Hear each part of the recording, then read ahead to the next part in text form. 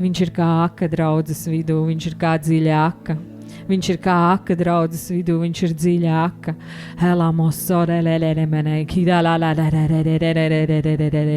Un šodien tu esi aicināts dzert no šīs akas. Draudze dzer no šīs akas, dzer no šīs akas. Padzirdini savu garu, padzirdini savu garu, padzirdini savu dvēseli, padzirdini savu miesu.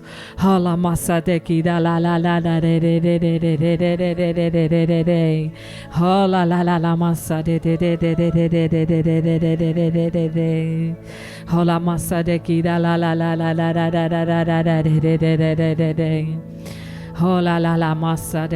di la la la la la de Максим, ты призван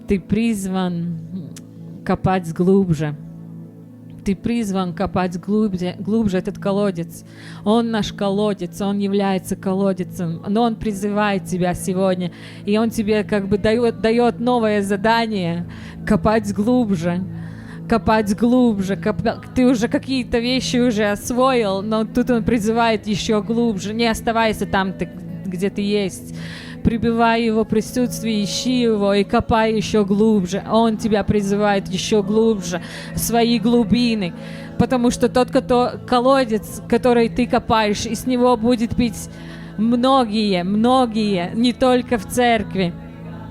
Ты призван сделать его еще глубже, чтобы новая вода притекла, чтобы новая вода, как колодцу, новая вода притекала, новая вода, которая нужна в церкви, нужна людям, новая вода.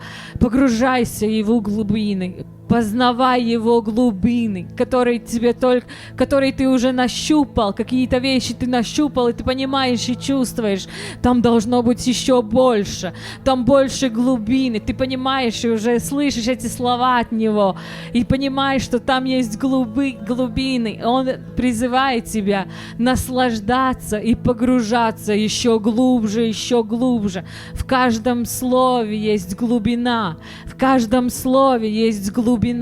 и ты будешь познавать каждое его слово. Ехова Рафа, Ехова Ниси, Ехова Эл-Шадай.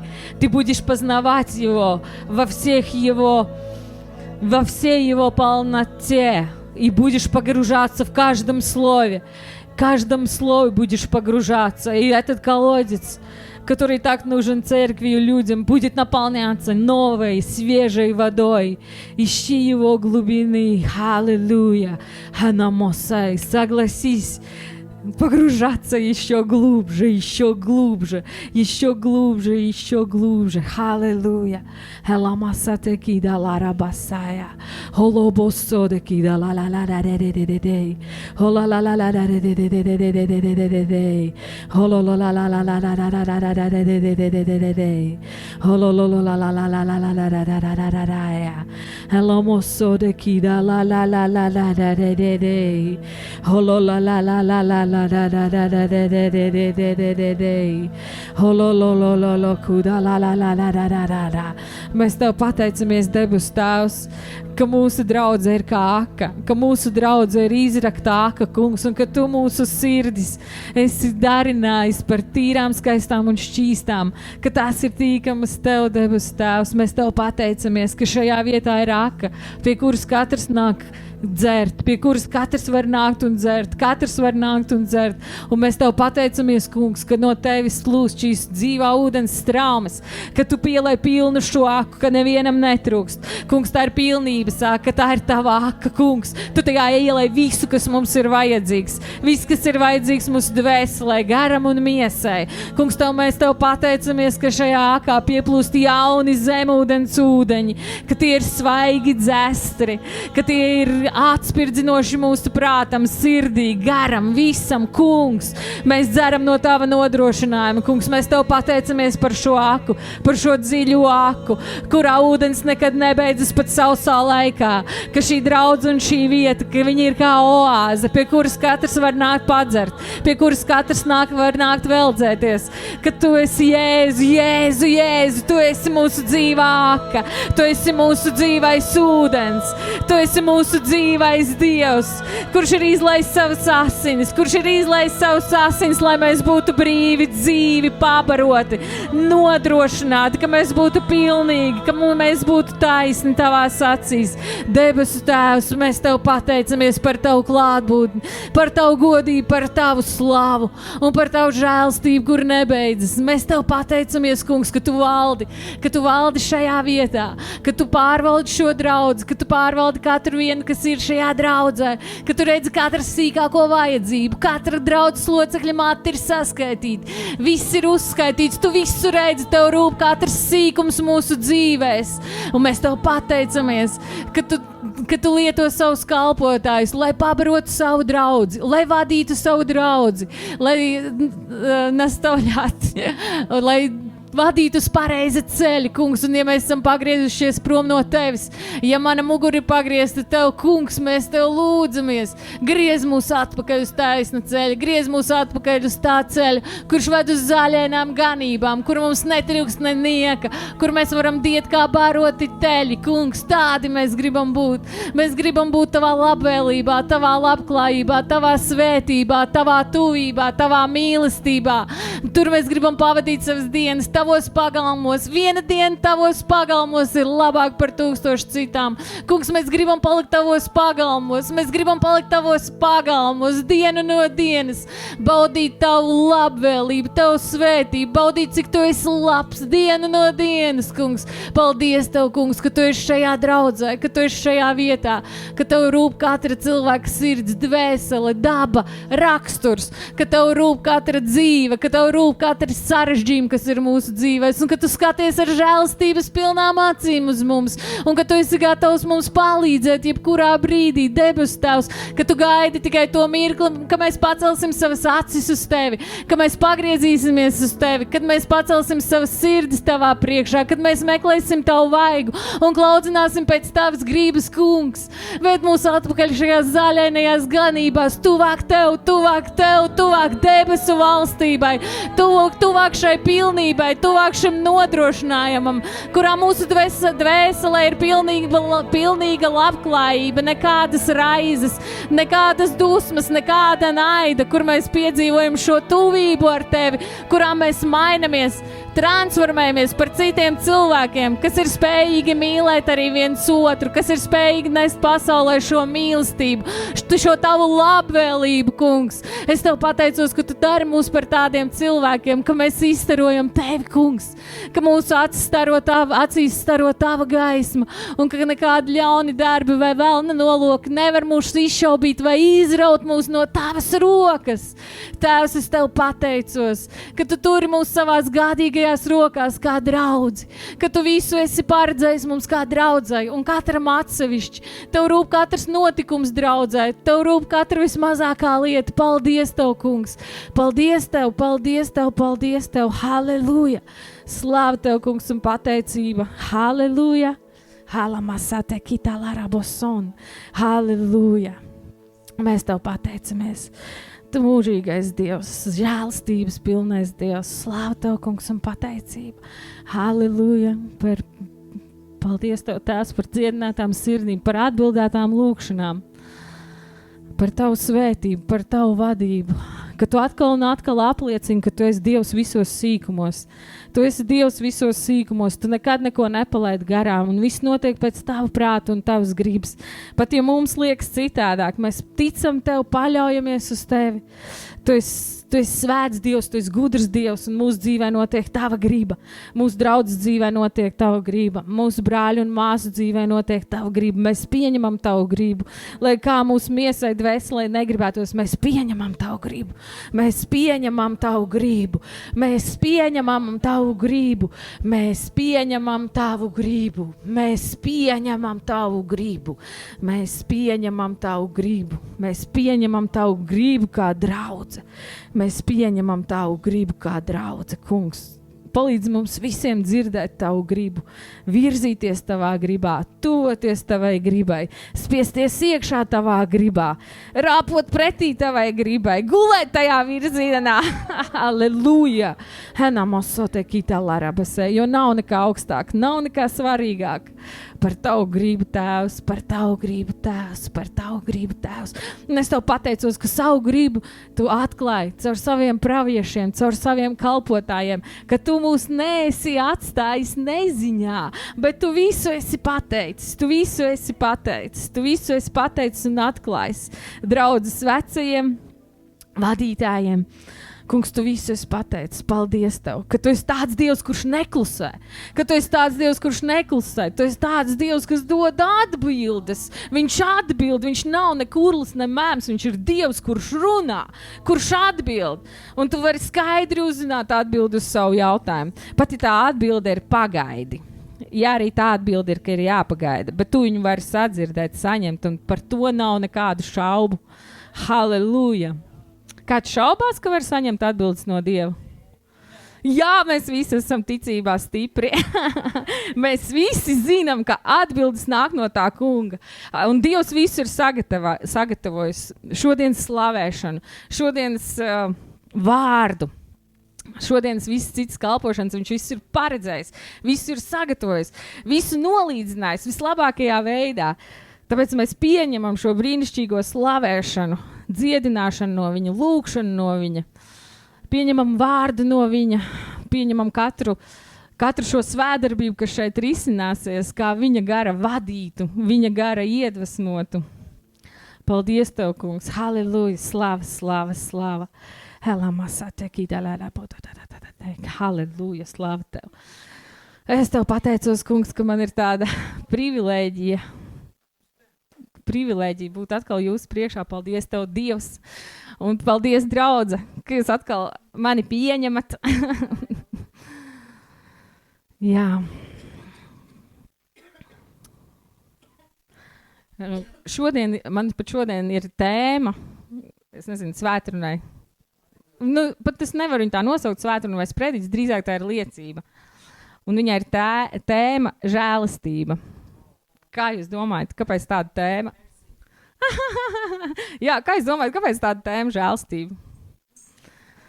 Paldies Dievam, jā. Jo tad, kad mācītāja man piezvanīja vakar pēcpusdienā, brīdī, kad es vīlēju nagus, un teica, ka šodien jānovad dievkalpojums, kā jūs domājat, ko es teicu? Ak, Dievs, apžēlojies!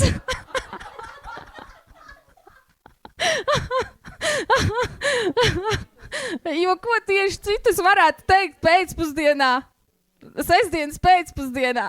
Tikai Dieva žēlastība. Un no vienas puses man tā kā nepatīk, ka nav laicīgi, ja? Bet no otras puses man ļoti patīk, ka laicīgi, ka tas ir tā kā uz sitienu vajag un viss. Jo tāpēc, ka patiesība ir tāda, ka tie svētrunas spreģiķi liecības, viņas tāpat to pēdējā brīdī. Un vieglāk ir tad, kad tev ir bijusi nedēļa, tu neesi sagatavojies. Tas ir sliktāk nekā tev ir bijusi viena diena, un tu neesi sagatavojies. Tas ir labāk, tāpēc man patīk labāk pēdējie brīži, jo tad, ja kaut kas neiet kā vajag, vienkārši nebija laika. Bet ja tev ir bijis tur nedēļa vai 2 vai mēnesis, un tu neesi pienācīgi sagatavojies, kādas atrunas tad tu vari teikt? Nekādas. Slava Dievam, halleluja. Tiešām paldies viņam par žēlstību, jo bez viņa žēlstības nekas nenotiek pareizi. Es ticu, ka mēs esam visi ļoti, mēs zinām, kas ir Dieva žēlstība, mēs tajā dzīvojam un mēs viņu spējam atpazīt. Bet šodien man nav skaistās prezentācijas, un tad es domāju, man bija skaidrs reiz, ka prezentācijai man nav laika, un es domāju, ka mēs visi godīgi varētu palasīt svētos rakstus. Un tā mēs visi kā draudzi būsim Dievam izpatikuši. Lūk. Un tāpēc palasīsim, ko tad svētie raksti mums saka par žēlastību. Jo tiešām manā dzīvē norisinājās arī pēdējā laikā tādi notikumi, kur man lika saprast, tā ir Dieva žēlastība. Citādāk to nevar izskaidrot. Loģika atpaliek. Es te izrakstīju arī, kas ir Tēzaurā rakstīts par žēlastību. Tēzaurs ir tāda interneta vietne, kur mēs varam paskatīties vārdu skaidrojumu. Jā. Dažkārt, lai nav tā, kad tu kādā neīstā nevietā pasaki to vārdu un izrādās viņam ir cits skaidrojums. Tā kā mums ir bijusi starp citu ģimenē pēdējā laikā, kur jau varbūt Sebastians kādreiz nāks pastāstīt, un Severīns arī. Tieši par to, ka tu gribi pateikt kādu gudru vārdu, bet īstenībā tu nezini viņu nozīmi.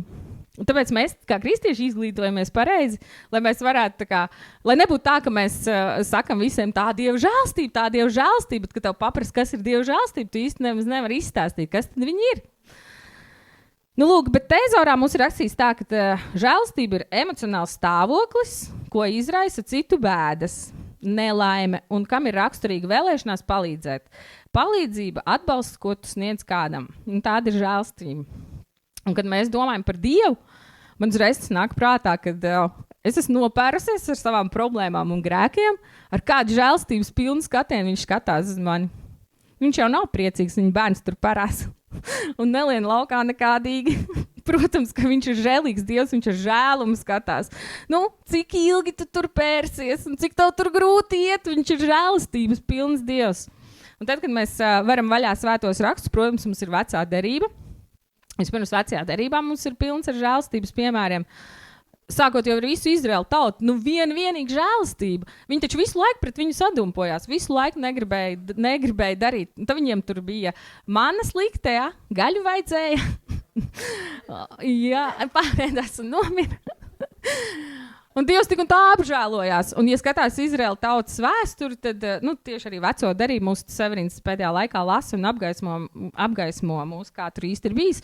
Un tad tur sanāk, katrā nodaļā ir cits valdnieks, un tad ir ticīgs valdnieks, tad atkal neticīgs, tad atkal ticīgs, atkal neticīgs. Un pie ticīgajiem valdniekiem atkal notiek tempļa atjaunošana, upurēšana un atgriešanās pie Dieva. Un pie neticīgajiem sacelt tiek elkiem altāri un iet pazušanā tauta. Un cik reizes Mūzes nav teicis, apžēlojies par šo tautu, tāpēc, ka pēc viņu darbiem skatoties, viņiem ir jāiet bojā, viņiem ir jāmirst. Tāpēc arī Dievs iedeva 10 baušļus pareizi, lai mēs zinām vismaz pie kā pieturēties, lai varētu dzīvot tajā Dieva žēlstībā. Un Dieva žēlstībā, protams, mēs varam dzīvot pēc likuma, pēc baušļiem, bet lielāka Dieva žēlstība ir Kristus upuris, pareizi.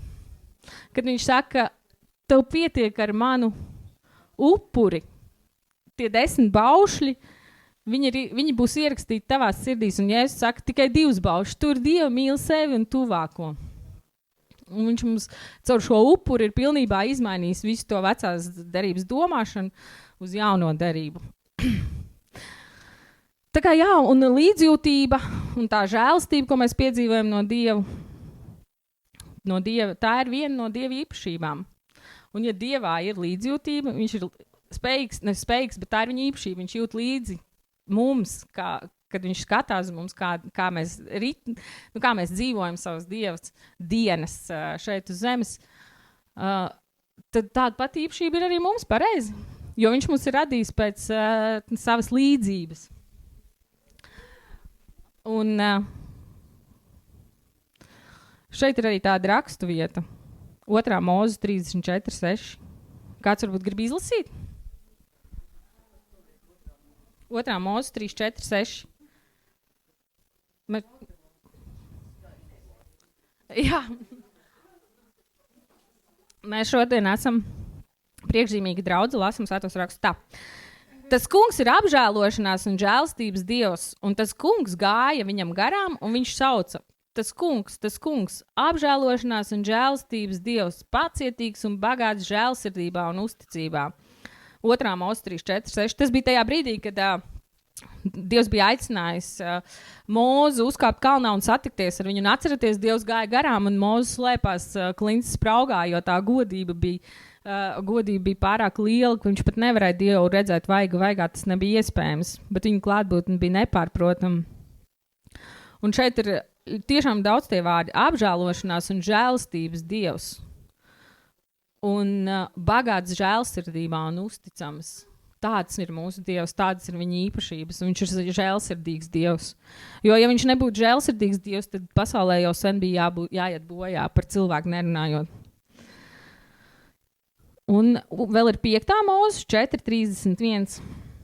Jo tas kungs tavs Dievs ir žēlsirdīgs Dievs, viņš tevi neatstās un tevi neizdeldēs un neaizmirsīs derību, ko viņš taviem tēviem ar zvērestu ir apstiprinājis. Viņš tur savu doto vārdu.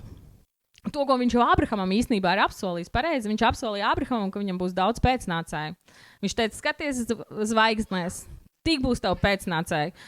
Skaties smiltīs, tik būs tavu pēcnācēju. Un to pašu derību, ko viņš ir noslēdzis ar Abrahamu, tās pašas derības mantinieki mēs esam arī šodien. Un tad, kad mēs lasām veco derību, un te ir runa par apžēlošanos un žēlsirdību, tieši tāpatās, kā Dievs apžēlojās par savu tautu, ko viņš bija izredzējis, kaut arī viņi bija kurnējuši un staigājuši pie citu dievu altāriem un piekopuši netiklību zem katra koka, kā Bībelē rakstīts. Viņš tik un tā par viņiem apžēlojās savas mīlestības dēļ. Tā ir pilnīga tāda žēlsirdība. Mēs, protams, neesam uz tādu žēlsirdību spējīgi bez viņa. Mēs nevaram nevienam tā līdzi just, kā viņš jūt līdzi mums. Jo viņš tik ļoti jūta mums līdzi, ka viņš deva savu vienpiedzimušo dēlu, lai neviens, kas viņam tic, nepazustu, bet iegūtu mūžīgo dzīvību. Un šīs žēlsirdība, lielākā žēlsirdības dāvana mums ir mūžīgā dzīvība. Ka mēs Kristu esam atmodināti mūžīgai dzīvošanai, ka mums ir cerība, ka mēs esam atmodināti cerībai. Jo bez šīs lielās žēlstības dāvanas Kristus upura mēs esam pazuduši. Mēs esam zem bauslības lāsta, un mums nav nekādas cerības, jo bauslību piepildīt mēs nevaram. Mēs varam tikai viņu pārkāpt.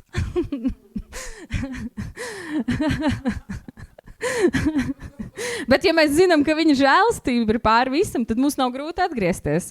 Jo taisnais kritīs 7 reizes, bet viss 7 piecelsies. Un paldies Dievam par 10 baušļiem, jo tas mums vismaz tā kā ir kā ceļzīmes. Un, kad mēs nevaram viņus piepildīt, tad mēs zinām, kur mums ir jāgriežās pie Kristus. Jo viņš ir vienīgais, caur ko mums ir pieejama gan žēlastība, lai Dievs mūs nepazudina mūsu grēku dēļ, gan arī šī tāda izmaiņa. Tikai caur viņu mēs varam uzvarēt savus, grēkus, atkarības, emocionālās traumas, ievainojumus un visu pārējo.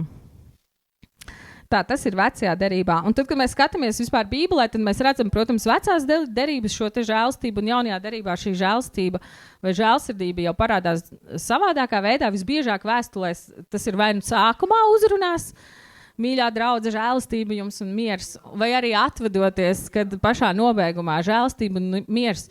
No kā mēs saprotam, ka žēlastība ir kaut kāda ļoti būtiska kristieša dzīves sastāvdaļa. Tad, kad mēs domājam, ka tas ir tādi svētības vārdi, esi svētīts, ka tā ir tāda, tu dzīvo Dievu labvēlībā, ja tu dzīvo Dievu žēlstībā. Tas ir tikai viens žēlstības aspekts, jo pats galvenais, ko mēs saprotam ar žēlstību, ir to savu bezspēcību. Cik mēs esam bezspēcīgi ar savu prātu kaut ko uzbūvēt, izdarīt vai ar savu darbu kaut ko sasniegt, ja mums nav viņa žēlstības, ja mums nav viņa tās labvēlības. Mēs peramies kā vārdas pa dubļiem, vai Bībeles vārdiem sakot, kā tukši izdami gaisu, ka mūsu darbības ir tukšas un tās nav mērtiecīgas, ja mēs nedzīvojam viņa žēlstībā. Un žēlstība parādās mūsu gan personīgajās attiecībās ar Dievu, gan arī tautas. Jo kā mēs arī lūdzam, kad mēs lūdzam par savu tautu, kad mēs lūdzam par Latviju, kungs apžēlojies. Jo mēs ne ar vienu darbu neesam spējīgi ieiet viņa tajā labvēlībā. Mēs apzināmies savas tautas bezspēcību, jo neko mēs tādu nevarētu izdarīt, lai izpelnītos viņa labvēlību vai mīlestību. Mēs šajos jautājumos esam atkarīgi no viņa žēlastības, lai viņš apžēlojās. Un arī vecā derība ir pilna ar šīm lūkšanām, un pravieši lūdza par Izraēlu tautu. Kungs apžēlojies, viņi apžēlojies, jo viņu darbi ir grēcīgi. Taču mēs gribam dzīvot tajā tavā labvēlībā. Un arī Kristus, kad pie krusta, kad viņš lūdza par šiem karēviem, apžēlojas par viņiem, viņi nezina, ko viņi dara. Un tā ir Dieva rakstura īpašība, un Dievs ir tā kā, viņš ir aicināts apžēloties, bet tā ir viņa daba apžēlošanās, žēlastība. Un vispilgtākais piemērs, manuprāt, jaunajā derībā ir Sauls. Kā es domāju, viņš gāja pa to ceļu, viņš gāja nogalināt, viņš gāja iznīcināt kristiešu, viņš gāja iznīcināt ticīgus cilvēkus. Un viņš domāja, ka viņš ir uz taisna ceļa. Un viņš bija 360 grādus prom no Dieva pareizi. Un tieši kādu darbu viņš varēja izdarīt, lai Dievs viņu atgrieztu atpakaļ uz taisnu ceļu? Nu, tieši nekādu.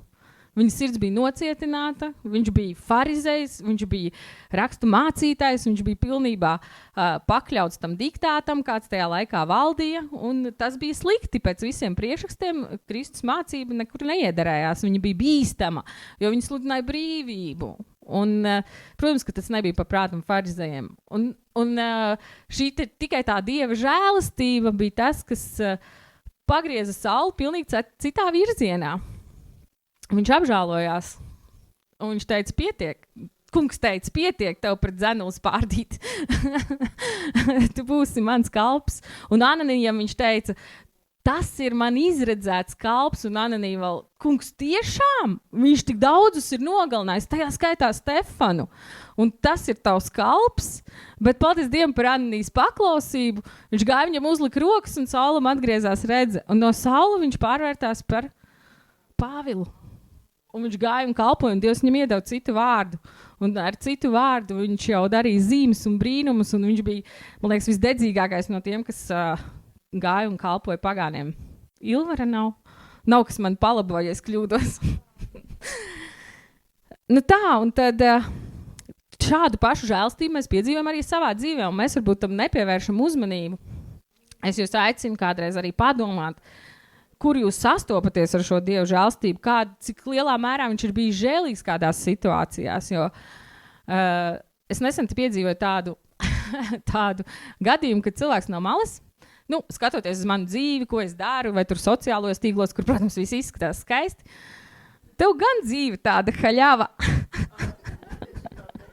Jā, un es dalījos ar Severīnu un Sebastianu, kad man dzīve tāda haļava.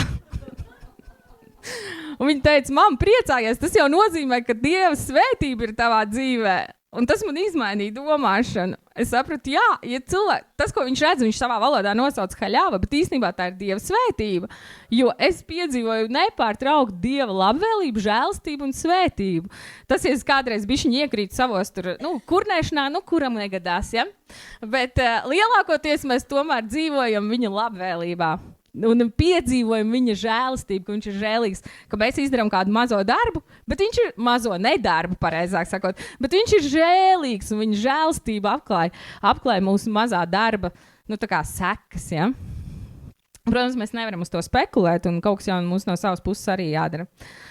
Tad tas, ko es gribēju teikt, kad šī žēlastība redzam gan šajās attiecībās, mūsu personīgās attiecībās ar Dievu, ka mēs piedzīvojam žēlastību, un vesela tauta var piedzīvot Dievu žēlastību. Un tas mūs iedvesmo lūgt par tautām, par nācijām, jo varbūt mums ticība par mazu, mēs nevaram to gar acīm ieraudzīt, ka vesela tauta varētu tik apžēlot. Bet tas ir iespējams, ja Izraēla tauta tika apžēlot tūkstnesī un pēc tam vēl vairākas reizes regulāri, izjot no tā, kāda ķēniņa bija, vai viņa atjaunoja templi, vai viņa pielūdza alkus.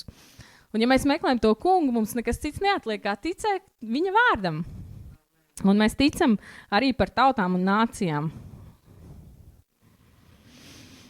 Tā, un Daniela grāmata 9.16, runājot tieši par šo te, arī ka tā žēlstība, ka mēs viņu gribam arī savā tautā pieredzēt.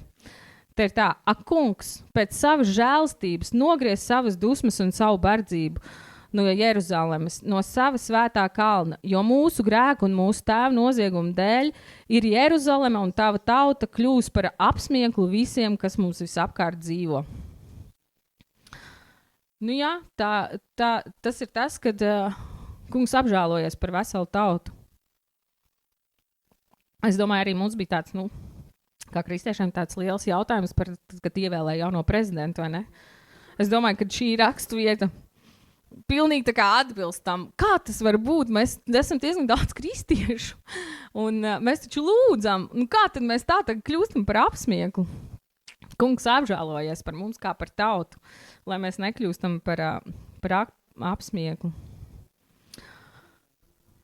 Jā, vai ne? Bet Dievs zina, ko viņš dara, viņš ir taisnības Dievs. Un uz to mēs paļaujamies, ka viņš ir taisnības Dievs. Un ja mēs lūdzam, tad mēs ticam, ka tas, ko viņš dara, ir pēc viņa prāta gribas un pēc dievišķā viņa plāna. Un pat ja mēs nesaprotam šodien, rīt mēs sapratīsim, kāpēc viņš tā ir darījis un kāpēc viņš to ir pieļaus un kam tas ir nācis par labu. Bet tas, ko arī šajā rakstvietā, tajā Daniela grāmatā, mēs redzam, kad novērš savas dusmas un bardzību. Tad, kad mēs piedzīvojam kaut kādu to grūtuma brīdi, ka liekas, Dievs noņēma savu roku, ko mēs lūdzam? Mēs lūdzam pēc žēlastības, apžēlojies. Kā Dāvids, man kauli jau ir izkaltuši, kāpēc tu ļaujas maniem ienaidniekiem mani vajāt, apžēlojies par mani, atpestī mani no visa šī te uzbrukuma, kuru es piedzīvoju gan emocionāli, gan fiziski, ka viņš dzīvoja savas armijas, tā kā, armija viņu sargāja, jo Sauls bija vērsies pēc viņa dzīvības. Un tad, kad mēs arī runājam par glābšanu un par personīgajām attiecībām ar Dievu, tad mēs runājam par taisnības darbiem vai par žēlstību. Un šī ir populāra tēma, pareizi. Mums daudz ir mācījuši, ka ar darbiem nevar neko nopelnīt. Un tā ir Dieva žēlstība, kurā mums ir dota pestīšana, un tā ir Dieva žēlstība, kurā mums ir dota mūžīgā dzīvība. Un cerība mums ir dota tam, ka vispār ir iespējama citādāka dzīve. Lūk, un te arī Kristus. Tā, Titam izlasīsim 3.5. Kāds taču las līdzi, vai ne?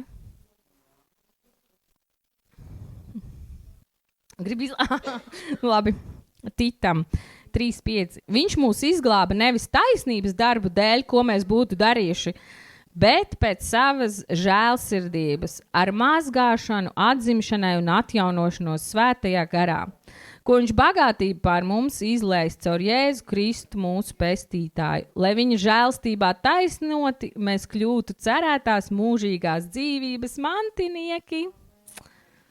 Un te arī ir atceraties, kad Jēzus vērsās pret farizējiem un saduķējiem, tā laika galveno sektu vadītājiem, un viņš teica, vai jums liekuļi, kas doda 10. tiesu un atstājat bez Vai jums liekuļi, kas doda 10. tiesu un atstājat bez ievērības svarīgāko bauslībā, tiesu, žēlastību un ticību. Un šeit arī viņš pārmet tam, kad farizēji un saduķēji ir nolikuši likumu augstāk par žēlastību, ka viņa žēlastība īstenībā ir svarīgāka. Likums ir dots, lai mēs varētu apzināties savu grēcīgumu, savu nespēcību, cik mēs esam nevarīgi, ka mēs esam putekļi, kā Dāvids psalmos raksta. Es esmu puteklis un niecība. Kā tu man esi uzlūkojis, Dievs? Jo salīdzinoši ar lielo varu no Dieva, protams, ka mēs esam putekļi un niecības, bet viņš mūs mīl un viņš ir devis savu žēlastību. Un tad, kad es lasīju par žēlastību, protams, es meklēju šīs raksturvietas un tā sajūta, kas man radās, ka nav jau, protams, viņi ir bez nosacījuma, tāpat kā Dieva mīlestība ir bez nosacījuma, arī Dieva žēlastība ir bez nosacījuma, un Dieva žēlastība ir pieejama visiem, viņa ir pieejama visiem, bet viņa no vienas puses ir pieejama visiem, un no otras puses viņa nav pieejama visiem. Un es izrakstīju dažus punktus, kam viņa ir pieejama, jo nav tā, ka gluži visiem. Un pirmais punkts, kas ir jāņem vērā, ja mēs gribam piedzīvot Dieva žēlstību.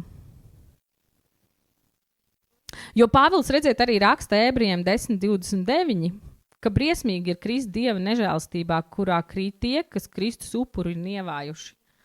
Pastāv arī šai žēlstībai otrs aspekts tādā ziņā, ka viņa ir visiem, bet nav visiem. Viņa nav tiem, kas Kristus upuri nav novērtējuši. Varbūt tas nav par tiem, kas par Kristus upuri neko nav zinājuši, bet tas ir par tiem noteikti, par tiem, kas tiešām par visu to ir dzirdējuši, bet Kristus upuri tā kā kājām saminuši. Un tā ir, zinām, bīstamība, ko tu dari ar Kristu savā dzīvē. Vai tu novērtē šo viņu upuri, vai tu tā kā atstāji viņu tādā nevērībā, vai lietas kaunā, lūk, un tāpēc pirmā lieta, kas ir svarīga, lai mēs būtu tajā Dieva žēlstībā, viņa labvēlībā un svētībā, ir jāpieņem viņa upuris. Ir jāpieņem Kristus upuris. Mēs visu to savas ticības dzīves sākumā izdarījām, ka mēs pieņēmām Kristu kā upuri. Un šodien mums būs arī vakarēdienas, mums būs iespēja atjaunot šo derību. Bet es domāju, ka tas nav vienreizējs process, ka mēs pieņemam Kristus upuri. Ir svarīgi, ka mēs visu, ne par velti viņš atstāja mums svēto vakarēdienu, kur mēs laiku pa laikam piedalāmies, lai mēs atceramies par šo upuri. Jo šis upuris mums ir vajadzīgs ikdienas dzīvē. Kristus, viņš nomira vienu reizi, bet viņš mirst visu laiku. Priekš mums, mūsu prātam, mūsu emocijām, mūsu apziņai viņš mirst visu laiku. Mums visu laiku sev ir jāatkārto, ka viņš ir nomiris. Viņš atkal nomirst par maniem grēkiem. Viņš atkal nomirst maniem grēkiem. Jo ko ienaidnieks nāk? Tu jau tos grēkus sevī esi nolīdzinājis, apklājis, noslēpis, nobāzis, un ienaidnieks nāk un saka, ceļam augšā un atgādina tev, kā Bībelē rakstīts, brāļu apsūdzētājs nāk. Un viņš var nākt gan tevī iekšā, tavā galvā, kas ir cīņas lauks, un viņš var nākt caur taviem tuvākiem cilvēkiem, caur brāļiem, māsām, caur taviem darbiniekiem, caur radiniekiem, kolēģiem. Viņš var atrast viltīgus ceļus. Viņam ir miljons burciņu pagrabā, kuru izvilkt, lai tiktu tev klāt. Nu, lūk, un tāpēc mums šis upuris ir jāpieņem un jābūt dzīvās attiecībās ar Dievu. Un es domāju, mēs ar prātu nemaz nevaram viņa upuri tā saprast. Un daudzkārt man lūkšana ir bijusi, kungs, dod man iespēju saprast to tavu upuri. Un katru reizi Dievs kaut ko atklāja. Viņš dod kaut kādu savu atklāsmi, vai arī viņš atklāja kādu jaunu aspektu, ko tas upuris nozīmē. Jo katrā vakarēdienā manas ilgas ir vairāk ar viņu savienoties, vairāk satuvināties, vairāk viņu saprast, vairāk piedzīvot to viņa upura jēgu. Un viens no bonusiem, kas nāk klāt, ka mēs viņu upuri esam pieņēmuši, atzinuši un novērtējuši, ir žēlastība.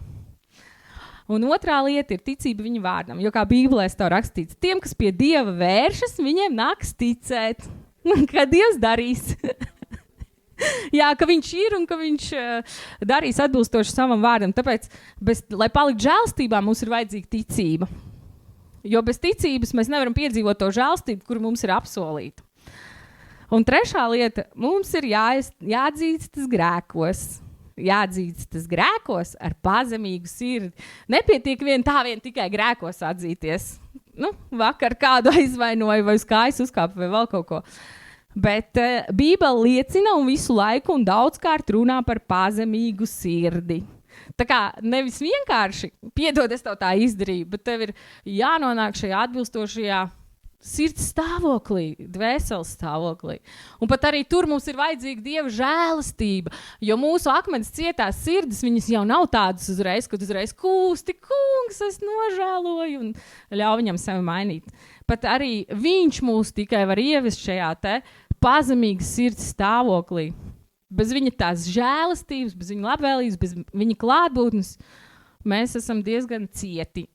Vēl jau vairāk, ka mēs no bērnības esam pazaudējuši dažādus, vai ka mēs no bērnības esam iemantojuši dažādus aizsarga mehānismus, lai savu sirdi paturētu drošībā, jo mēs esam piedzīvojuši kādus ievainojumus, mēs esam sacēluši dažādas sienas, kuras mums arī neļauj tik tuvas attiecības ar Dievu izveidot, lai atnāktu pie viņa ar pazemīgu sirdi. Bet es jūs varu iedrošināt. Pie Dieva ir visvieglāk atnākt ar pazemīgu sirdi. Ir grūti atnākt pie sava tuvākā. Tā kā rakstīts Bībelē, pirms tu nāc pie altāra priekšā un pieņem vakarēdienu, aizej un izlīgst ar savu brāli. Un tas ir daudz grūtāk, aiziet izlīgt ar savu brāli, jo tā tev ar pazemīgu sirdi ir jāatnāk pie savu brāļu vai māsas un jāizlīgst, un tad jānāk Dievu priekšā. Tāpēc būt pazemīgam savos grēkos Dievu priekšā ir vienkāršāk. Labāk būt pazemīgam Dieva priekšā, laicīgi, nekā savos grēkos vēl iekulties nepatikšanās ar brāli vai māsu. Pareizi. Es nezinu, vai man izdodas. Bet es ceru, ka jūs saprotat. Kā mēs lasam vienkārši rakstus. Nu, lūk, tad, lai mēs paliktu viņa žēlstībā, mums ir jāatzīstas grēkos ar pazemīgu sirdi. Un kas tad notiek tālāk? 4. punkts. Vēl žēlsirdību kungs parāda lēnprātīgajiem. Tie, kur ir lēnprātīgi, tie arī piedzīvo žēlastību. Tā kā, ja tu esi kādā situācijā bijis lēnprātīgs un kungs to ir novērtējis, viņš noteikti kaut kādā veidā parādīs tev savu žēlastību. Protams, tie nav algoritmi, kas vienmēr strādā. Tās ir tādas lietas, kas ir pieminētas Bībelē. Un tad arī tie, kas ir turējuši derību, tie arī iegūst žēlastību. Jo tad, kad mēs vecajā derībā lasam, tad tur tiešām tā arī ir. Tur ir rakstīts, šis ķēniņš turēja ar mani derību, tāpēc es biju žēlastīgs pilns pret šo tautu. Teiksim, konkrētā laika periodā tauta piedzīvoja uzplaukumu un labvēlību Dievu. Viņi tika pasargāti no kara gājieniem, no izpostīšanas. Ienaidnieks nenāca virsū, ienaidnieks bija vājāks par Izraēlu tautu, un viņi tādā veidā dzīvoja Dieva labvēlībā un žēlastībām. Tā kā par tik, cik tavs tēvs turēja derību, un tavs tēvs un tēvs turēja derību ar mani, es savu roku no tevis nenoņemšu. Arī tādas lietas mēs lasām vecajā derībā. Un var redzēt, ka tā žēlastība arī kaut kur pārmantojās no mūsu iepriekšējām paudzēm, un mēs tādu Dievu labvēlību varam piedzīvot arī tādēļ, ka vecmāmiņa vai vecmāmiņa ir bijusi tuvās attiecībās ar Dievu, lūgusi un turējusi derību. Un tā, un vēl viena lieta, jūs noteikti zināt šo raksturvietu Mateja 5:7. Svētīgi žēlsirdīgie, jo tie dabūs žēlastību. Un žēlastība noteikti ir tā īpašība, kas ir tēva īpašība, un mēs esam pēc viņa līdzības radīti, un arī žēlastība ir mūsu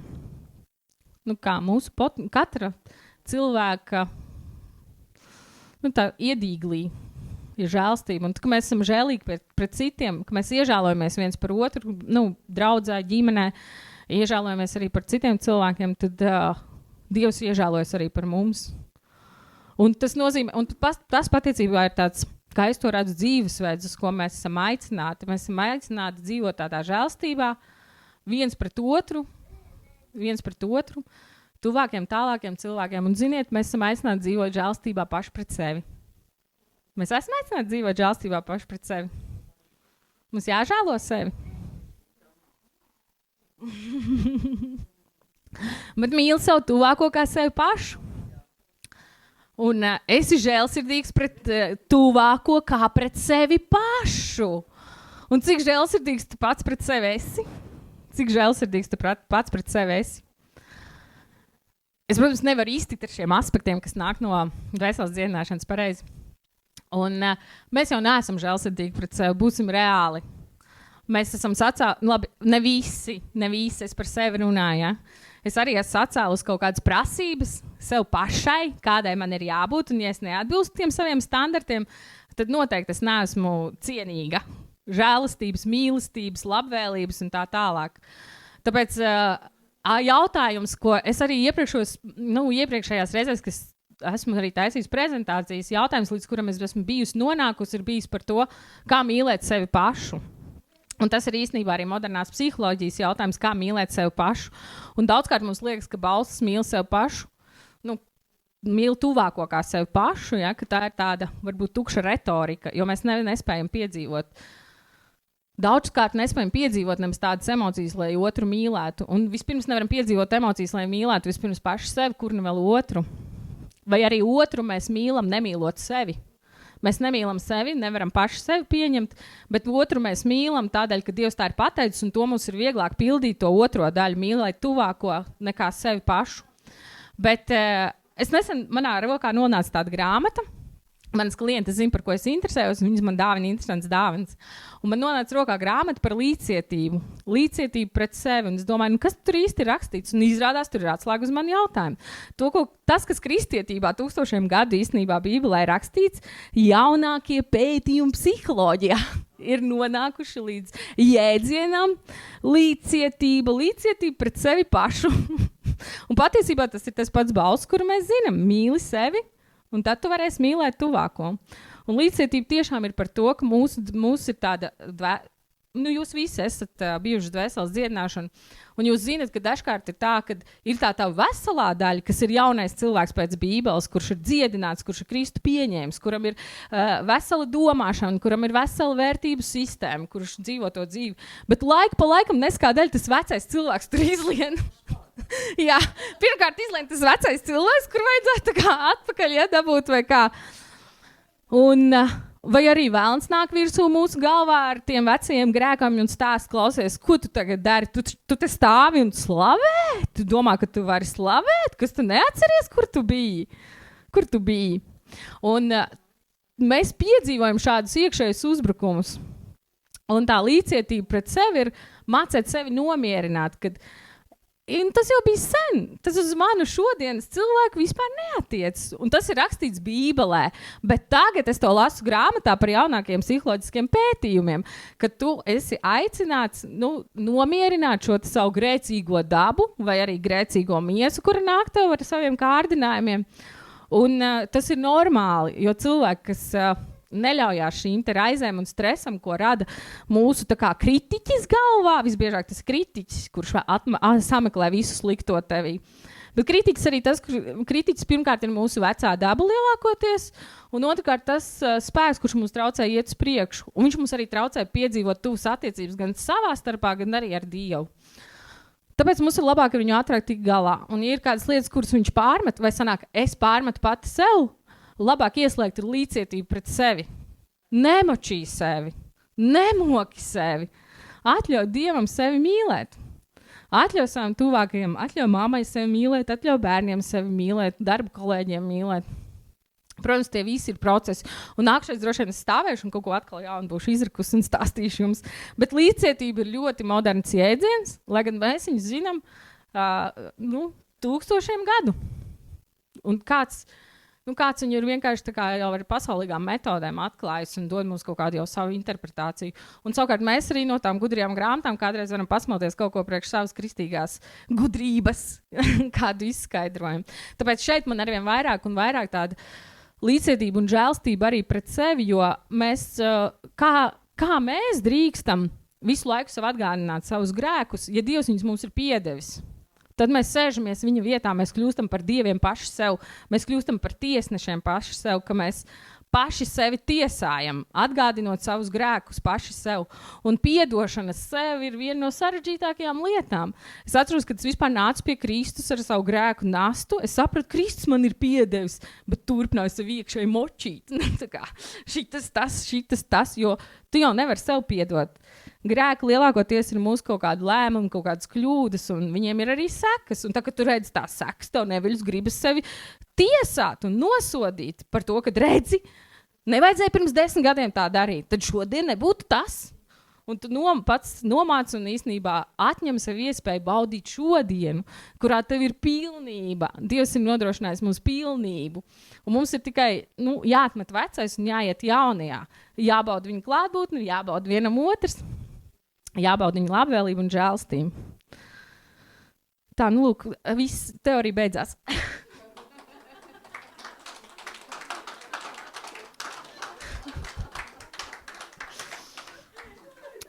Labi, es pierakstīju vēl 2 liecības par žēlstību. Mēs palasījām Bībeli, ceram, mēs izpatikām Dievam, varam gaidīt žēlstību savā dzīvē tagad. Es esmu pierakstījis 3 īsas liecības, kur es sapratu, kāpēc es sāku domāt pēdējā laikā par žēlstību, kuras pilnībā sapratu, tā ir Dieva žēlstība, tur nav man nopelnecīgi. Pagājušo reizi, kad es šeit stāvēju, jums stāstīju, kad gatavojamies Nēlfestam, brauksim uz Liepāju, liels pasākums, viss forši. Es jums stāstīju, ka mums piekrita beidzot vīrietis, kuru mēs 4 gadus uzrunājām, 5. viņš piekrita, un es teicu, ka tas bija tikai pēc tam, kad es biju nokārtojis attiecības ar tēvu. Tad, kad es ar viņu biju, tā kā, es pat nezinu, izlūgusi, vienojusies, man negribējās ļoti to pasākumu taisīt, tādēļ, ka viņš vienmēr ir, labākajā gadījumā pa nulēm, ja? Bet, ja tu kaut ko taisi, tu sagaidi arī algu. Un tad es Dievam teicu, ja gadījumā šajā gadā paliks pāri nauda, es to uztveršu kā labvēlību no tevis. Ka es esmu uz pareiz ceļa un ka tev patīk tas, ko mēs daram un ka tam ir kaut kāda jēga. Jo, ja tam nav jēga no tevis, tad es negribu to darīt. Un palikt tajā, ka Dievam tas pasākums ir svarīgs, man palīdz doma, un es atceros, ka tā ideja nāk no viņa, ka viņa atnāca lūkšanā, ka viņa nav tukšā vietā, ka tas ir piedzimis no viņa, un es arī teicu Dievs, tas ir piedzimis no tevis, tas ir pasākums, ņem un lieto viņu, lai sagatavotu meitenes, lai atklātu viņam kaut kādas lietas. Ja tas nav tīrs evaņģēlijs, lai tas ir kaut kas cits, lai tu darbojies pie viņa sirdīm. Lūk, un pasākums notika, un viss forši, un es vēl dabūju 1 dienu ilgāk palikt Liepājā, jo tas vīrietis, kurš mums brauc runāt par ķīmiju, no Kinetika zīmola, Es viņu īstenībā pazīstu 20 gadus, jo es viņu nebiju 20 gadus redzējusi. Mēs kaut kad bijām tikušies bērnībā, skolā, tusiņos. Bet tu arī mani pazīšanās nepalīdzēja tos iepriekšējos gadus viņu dabūt uz Nelfestu. Saprotiet, tāpēc tā ir Dieva žēlstība. Jo viņš piekrita tikai pēc tam, kad es jau biju lūgus un vienojusies ar Dievu. Es biju pabijusi uz ceļiem, kā Benita saka.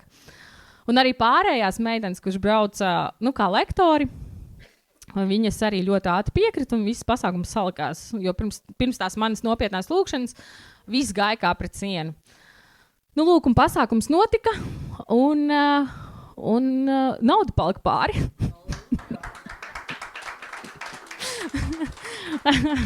Es, protams, gaidu ar katru gadu, kad tas augs, bet es saprotu, ka es kaut ko pareizi Dievam esmu palūgusi. Un nav tā, ka tur ir milzīga nauda, bet mums bija parāds pa īri salonam 2 mēneši, un mēs varējām nomaksāt to īri, kas jau ir labi. Jā, tā kā salonā mēs arī paliksim, izskatās. Bet tas, ko es zinu, ka tā ir Dieva žēlstība, un es jums to pastāstīšu, kāpēc. Tāpēc, ka katra lektora uzstāšanās maksā naudu. Un jo viņš ir efektīvāks, jo viņš ir populārāks, jo viņš ir dārgāks. Tā kā dārgāko summu, ko es esmu dzirdējis no lektoriem, kurus mēs esam uzrunājuši, ko viņi grib par stundu līdz 2 uzstāšanos, ir 1500 eiro. Un kāpēc tā ir Dieva žēlstība? Es jums pateikšu, kas notika. Mums ir 6 lektori. Tā vidēji pat varētu 1000 būt, ja, uz lektoru. Tie ir 6000. Mēs esam aptuveni tur meitenes, 30 šogad mēs bijām. Un pat ja mēs 6000 sadalām uz 30, tur tas cipars ir ļoti liels. Un mēs to nevaram atļauties. Bet kas notiek? Kāpēc nauda palika pāri? Tāpēc, ka Dieva žēlstība. Mēs būtībā samaksājām tikai vienam lektoram. Jo visi pārējie piekrita to darīt bez maksas. Viņi atteicās no sava honorāra. Viena meitene teica, lai mēs noziedojam suņu patversmei. Un man liekas, vēl viens tur paprasīt, arī tāda nepārāk liela nauda. Līdz ar to mēs nopirkām torti, mums bija liela ballīte, mums bija baloni, mums viss bija skaisti, mums viss bija pa šiko. Un noteikti kādam no malas varēja salikties, ka man dzīve ir haļava.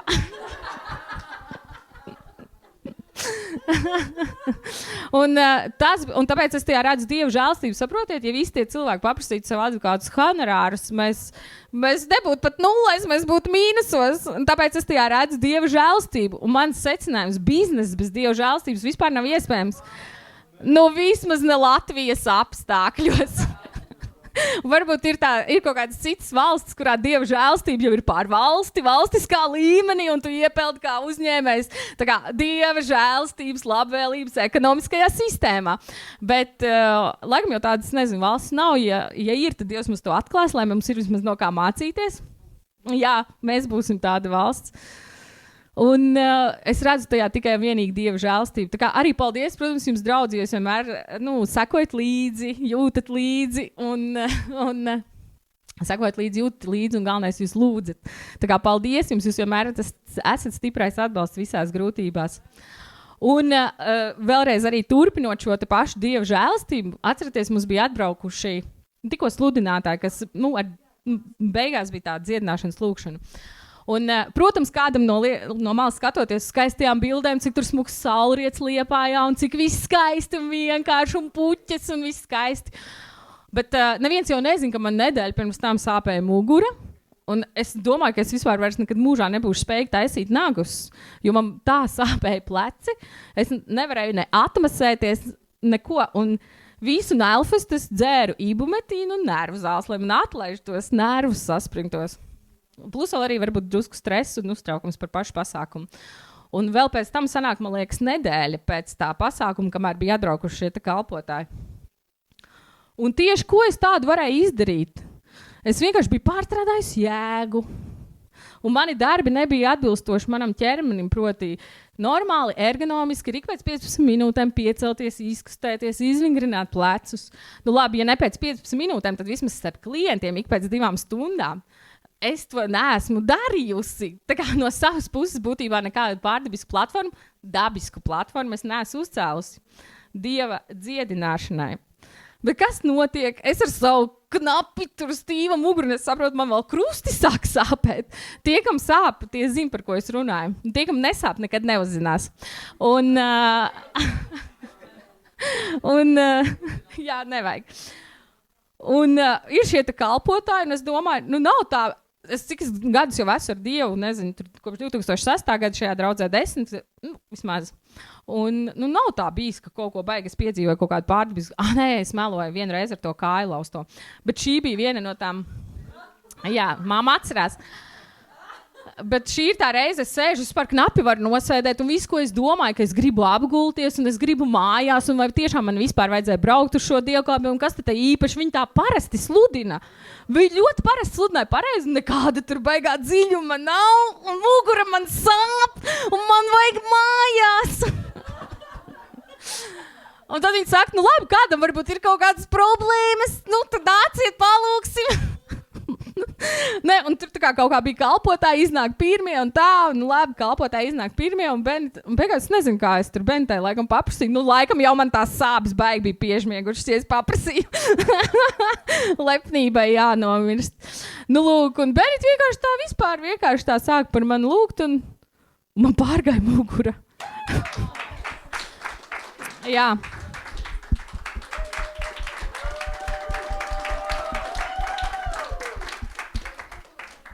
Un tā taču ir Dieva žēlastība, pareizi. Jo tieši ko es izdarīju, es pārstrādāju jēgu, es neievēroju normālu darba grafiku. Dievs nav man aicinājis tādā veidā izturēties pret manu ķermeni. Strādāju tur 12 stundas, nepieceļoties, dažreiz uz toleti pat neaizejot. Ja? Tā kā, absolūti nemīlestība pret sevi. Tur nav neviena, nav tā, ka Dievs skatās, Ines, cik tu labi esi sakārtojis grafiku prioritātes, man no rītiem lūdz un vakaros lūdz, un atstāj laiku ģimenei, un atstāj laiku draugiem un draudzēm un kalpošanai, viss tā tik skaisti sabalansēts tavā dzīvē, un grēku tev arī nav, un tu esi vispār perfekta, tāpēc es tevi dziedināšu. Tas nebija tas scenārijs pareizi. Viņš redzēja, ka es esmu pārstrādājusies, nemāku sabalansēt savu laiku, nemāku sakārtot attiecības ģimenē, jo tad, kad es atbraucu mājās, bērni jau guļ, ja? Un kalpošanai jau nerunājot vispār, es neko, man liekas, pēdējā laikā tādu nedaru, lai, tā, ja? Bet, īsai sakot, prioritātes ir ne tajā secībā, lai teiktu, labi pastrādāts. Tagad tu esi nopelnījusi dziedināšanu. Pilnīgi tā nebija. Es sapratu, ka Dievs vienkārši apžēlojās, jo es jau sāku plānot, kā es vispār naudu pelnīšu, es skaidri zinu, ka tik sāpošu muguru, es varu uztaisīt varbūt vienu snagus un viss man tā mugura sāp. Un turklāt es sapratu, masieri pateica, ka viņi īsti neko izdarīt nevar, viņi jau man aizsūtīja galvā jau pie ārstiem, kuri jau dur mugurā šos te, kaut kādus tos, kas, blokādes, jā, blokādes. Un principā, cerība nav. Un ko nozīmē sākt staigāt pie ārstiem? Tā pirmkārt ir, tās pirmkārt ir finanses, jā, laiks. Un arī tas, ka es nevaru pastrādāt. Kā tad es pie tiem ārstiem tur iešu? Nekādas jau apdrošināšanas man nav tur augšā. Debes tēva apdrošināšana. Šodien mums 10. tiesa iesai savu apdrošināšanu viņā. Tur ir mūsu apdrošināšana. Un tāpēc es sapratu, šī bija visilgākā mana pateicība Dievam. Es vienkārši, Dievs, tas žēlīgs, paldies par tavu žēlstību. Jo tikai savā mīlestībā un žēlstībā viņš varēja man atbrīvot no šīm te muguras sāpēm. Tik ilgi es vēl nebiju sēdējusi uz precāpu līdzekļiem. 2 nedēļas tas bija jau daudz priekš manis. Jo parasti bija tāpat, ja es pārstrādājos, es 2-3 dienas paguļu un visu atlaiž, atkal ir labi. Bet, protams, es nevaru būt tāda ļaunprātīgi izmantot to Dieva žēlastību, ja? Šo te viņa labvēlību un mīlestību uz mani. Skaidrs, ka man ir jāsāk vingrot un jāsāk kustināt tie pleci, ja es gribu turpināt strādāt šajā profesijā vai vispār dzīvot veselīgu dzīvi. Lūk, un tas ir vēl viena liecība par Dieva žēlastību. Pareizi? Ir par Dieva žēlastību. Jums noteikti arī ir. Bet man ir vēl viena liecība par Dieva žēlastību. Es nezinu, vai Lauris man neapvainosies. Es varu? Es pastāstīšu par tevi liecību.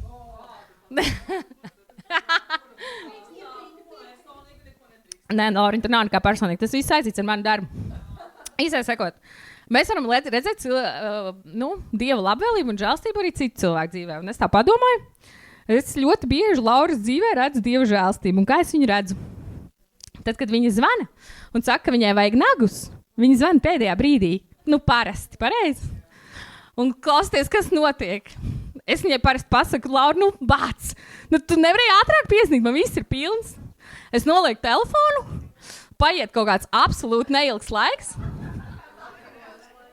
Un kāds zvana un saka, ka maina pierakstu laiku.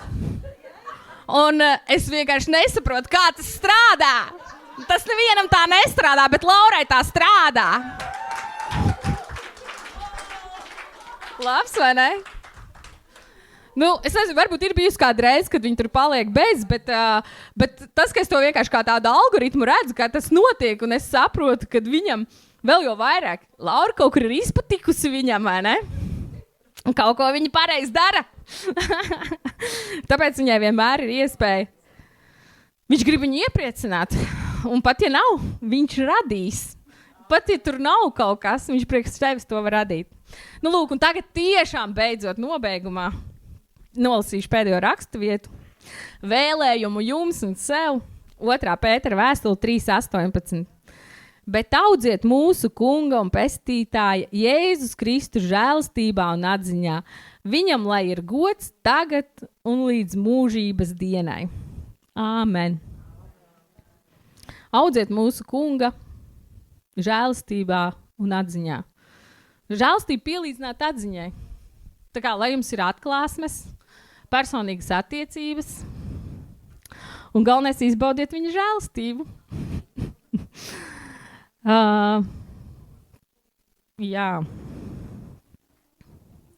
Un šodien mums ir 10. tiesas. Patiesībā jau tā liecība man ir par to, ka Dievs ir labvēlīgs, jo tā nauda jau mums tur palika pāri, vai ne?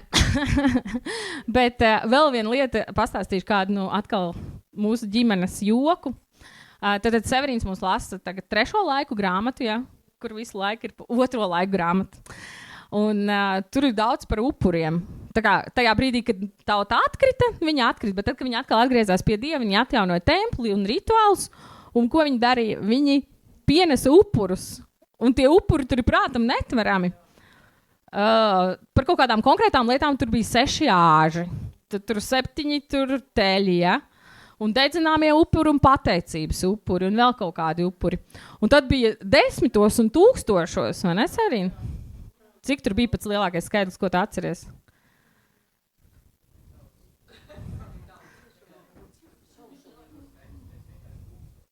Tūkstošos. Bet jūs varat iztēloties 1000 sadzenes zvērus, visu, ko viņi dara. Tad, kad viņi atgriezās un piedzīvoja to Dieva klātbūtni un viņi veica šos rituālus, tad pietrūka kalpotāji, kuri šos te dzīvniekus nogalina un liek uz tiem altāriem. Un bija pat tā, ka tur to upuru bija tik daudz, ka tika pieaicināti arī levīti. Ka levīti arī sāka piedalīties tajā svētdarbībā šo te upuru upurēšanā. Un tur ir rakstīts tā, ka viņi no sākuma atnes tos upurus, kas bija par tautas grēkiem, un visus tos upurus, kas bija nolikti, pēc likuma nolikti. Pēc tam viņi nesa vēl par kaut kādām lietām, kas viņiem bija svarīgas. Un tad pienesa visi. Viņi pienesa visi savus pateicības upurus. Tas bija tas, kas no viņiem nebija prasīts.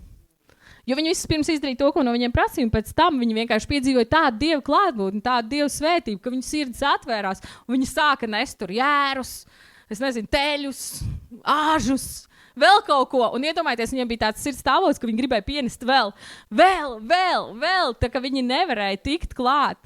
Tāpēc man lūkšana, ka Dievs atver jūsu sirdis un jūs piedzīvojat to viņu tuvību un Dievu klātbūtni, kad jums nav jādod ar skābām sejām, bet ar priecīgām sirdīm un viņa tajā labvēlībā, ka jūs piedzīvojat šādu labvēlību, ka tiešām sēšana, jo viņam jau patīk tā pazemīgā sirds, kā Bībelē rakstīts, lai jums vienmēr ir tā viņa klātbūtnes sajūta, ka jūs dodat viņam tā viegli, Un tādēļ, ka jūsu sirds ir mīksta, tādēļ, ka jūs esat piedzīvojuši. Vispirms, lai viņš dod jums atklāsmi par šo žēlstību, jo mums ir zināšanas par žēlstību, un tad, kad mums būs atklāsme un piedzīvojums ar Dievu par žēlstību, tad saprotu, es nezinu vispār, ko tev Dievs iedod par to savu dziedināto muguru. Man nav tev ko iedot, man tik pateicīgs sirds, tev gatavs atdot visu, tāpēc, ka tu esi man dziedinājis, tu esi man pieskāries, tu esi atjaunojis man dzīvi, un tu devis man esi iespēju, tā kā vēlreiz pārdomāt savu dzīvesveidu, un kaut ko mainīt, lai neiedzīvotos tajā pašā problēmā. Tāpēc es esmu viņam pateicīga, man ir pateicīgs sirds, un es esmu gatava dot viņam ne tikai to, ko viņš prasa 10. tiesas, bet es esmu gatava dot vairāk.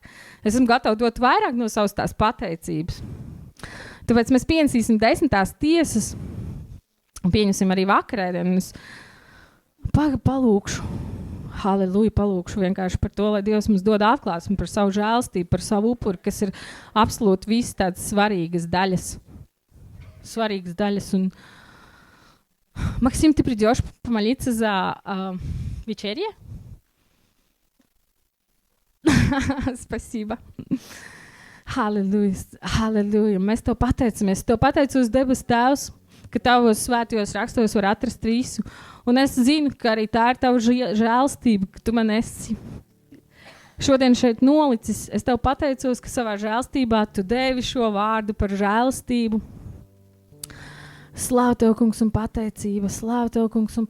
Un es tev lūdzos, Dievs, ka tu mums šī vakarēdiena laikā dod jaunas atklāsmes, kas mūs ievedīs mūsu tuvāk attiecībās ar tevi.